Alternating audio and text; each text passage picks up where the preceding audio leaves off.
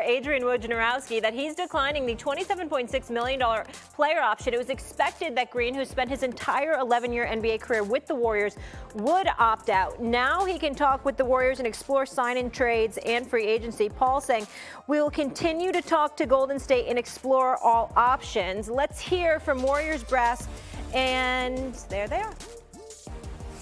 I will say, I think Steve has said it, and I'll reiterate, we really want Draymond back. What he means to this organization, to this team, in terms of trying to win at the highest level, we feel like we have to have him. He's been a spectacular player for us. We would not have these championships without his involvement, no question. I think everyone understands that in this room. He's meant a lot to this franchise. He's a bit of a controversial player, perhaps in some corners around the league, and certain things that have happened over the years, and he knows that. We know that. But the good overwhelms the bad. He's meant a lot, and I think if he does come back, that he will be very important to our success, certainly going forward in the next few years. Okay, that was Warriors owner Joe Lacob and new GM Mike Dunleavy, who was just appointed that title last week. Stephen A., what is Draymond's worth at this point in his career?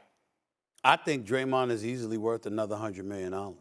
In today's NBA economy, the $27.6 million player option that he's just declined, it's not about that number. It's about the fact that that's the last number.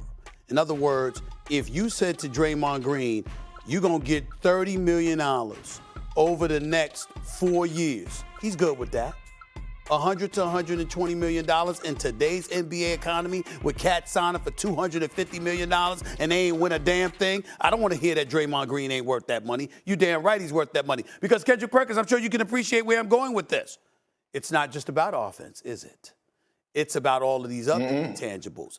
And let me tell you something else, too. It's a couple of things. Number one, Draymond Green is one of the elite defensive players in this game. Number two, Draymond Green is one of the most brilliant basketball minds in this game still. Number three, the synergy he has with Steph Curry. It is at a point, Molly, a.k.a. Caramel. It is at a point, Kendrick Perkins, where Draymond Green doesn't even have to look where he's throwing the basketball. He just throws it to spots because the synergy that he has with Klay Thompson and Steph Curry, especially Steph Curry, you can't buy it. We've seen numerous occasions where Draymond is throwing no-look passes and just throwing the ball between his legs, and it naturally catches Steph in rhythm. Steph Curry is the babyface assassin, the greatest shooter in the history of the game, who is facilitated by Draymond Green better than anyone else has facilitated Steph Curry in his entire career.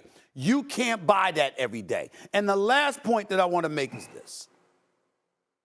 That damn Joe Lacob, that owner, this is what people escape about him. Everybody knows I know him. I got a lot of love and respect for this man. He's got a similar personality to Draymond. Joe Lacob is just as much as a fire breather as Draymond Green. And so that kind of attitude, while you might see Draymond make some mistakes, get himself ejected, get technical fouls, obviously what he did to Jordan Poole last year, he knows how wrong he was. He knows how that inhibited Golden State success. And Draymond Green, I believe, is on a mission to make amends for what transpired this season. Because I think had that not happened, he would have been more of a leader. Some of the ups and downs, the roller coaster that they went through during the regular season would not have happened. I think they would have been better positioned in the postseason, and they might have enjoyed even more success had that incident not happened. I think he's on a mission to make amends for that. But in the case of Joe Lacob, you want that kind of attitude in a locker room because you know you got somebody that's not going to sit idly by and let dudes slide when they're not giving it their all and they're not doing what it takes to win. You need somebody in that locker room to hold them accountable. That is Draymond Green. Draymond Green, as far as I'm concerned, deserves a 3 to 4 year extension, averaging about $27 to $30 million. Yes, that's what I'm standing on. No, and I'm backing you up. And to take it a step further, we never heard about Draymond really having an incident outside of Kevin Durant where they kind of verbally went at each other. But as far as him attacking a teammate and what Jordan Poole showed us throughout the playoffs with his attitude, I don't know. I'm not going to dive into that, but he didn't seem like the same Jordan Poole. It seemed like Jordan Poole changed when he got the money. That's the first thing. Pause for a second so nobody, I'm not going to leave you standing alone here.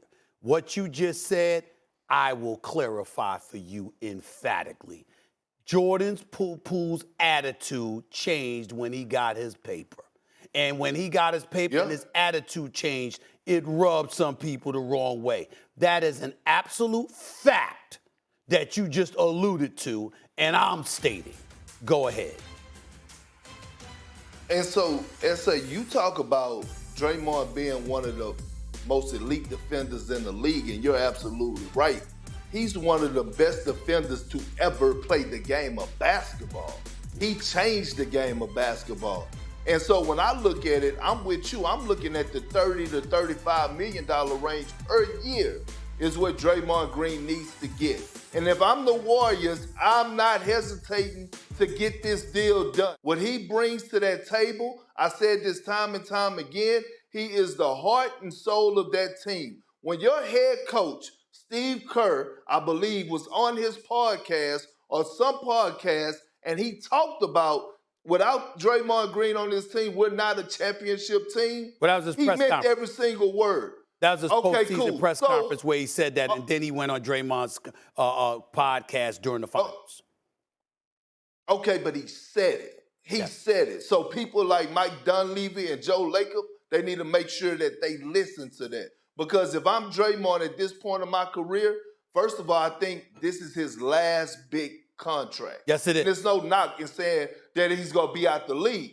If I'm Draymond Green, I'm not accepting a penny less. So if you have a Detroit Pistons that come out there and want to give you the bag, damn it, go over there and be with those young guys and help groom. Yeah, you can. That's where he's you from. Can. I like that. Yes, you can. You can because at this point. Well, I'm sorry to interrupt. But listen, go ahead, Perk. Go ahead. No, but this is what I want to tell you. This is what I want to tell you. With this being his last opportunity to get $100+ million, $30 to $35 million a year, my thing is, again, it is entertainment to us as media and basketball fans and students to the game. But at the end of the day, this is still a job. And you want to maximize and get the most lettuce that you possibly can before your time runs out. Well, let me say this to you. A couple of things. Number one, Draymond Green was second in the NBA in defended field goal percentage last season, minimum of 750 shots defended. Giannis was at 42%.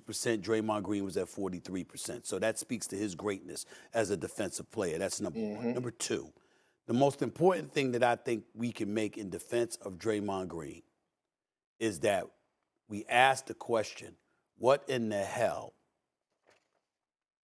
would Steph Curry be without Draymond Green on that court with him over the stretch of a season?